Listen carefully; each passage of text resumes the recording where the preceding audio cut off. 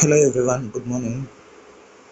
So నిన్న చూసుకున్నట్లయితే market పెద్దగా మూవ్ అవ్వలేదు. Small and mid cap 0.5 around ఆ పర్సెంట్లోనే రెడ్లో ఉన్నాయి. అండ్ లార్జ్ క్యాప్ ఒకటే, అదే నిఫ్టీ 50 ఒకటే అరౌండ్ 808% ఉంది. సో మన పోర్ట్ఫోలియో చూసుకున్నట్టయితే ఈరోజు 0.7% నెగిటివ్ రిటర్న్స్ ఉందన్నమాట.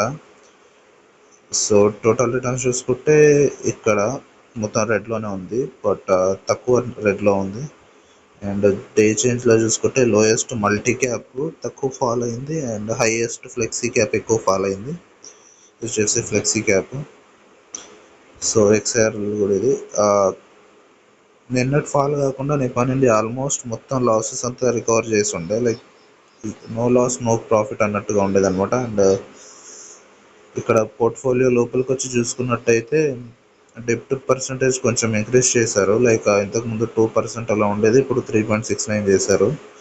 అండ్ ఇక్కడ large mid small cap split అనేది వెరీ నెగ్లిజిబుల్ చేంజ్ ఉంది, బట్ నాకు కూడా అంత డీటెయిల్డ్గా ఐడియా లేదు. సో మిగతాదంతా కామన్. ఇది ఈరోజు చేంజ్. అండ్ సాటర్డే చెప్పాను కదా గ్లోబల్ ఫండ్లో ఇన్వెస్ట్ చేశానని చెప్పేసి, బట్ యూనిట్ అలొకేషన్స్ ఇంకా అవ్వలేదు. సో 16th చూపిస్తుంది. సో విల్సి రేపన్నా. ఈరోజు ఎట్లాగో ఇండియా మార్కెట్ హాలిడే. ఈ గ్లోబల్ ఫండ్ కూడా ఈరోజు ప్రాసెస్ అవుతుందా లేదా తెలియదు. గ్లోబల్ ఫండ్ ప్రాసెసింగ్ అయిపోయిన తర్వాత మళ్ళీ ఒక చిన్న అప్డేట్ మీకు చెప్తాను అనమాట. That's it.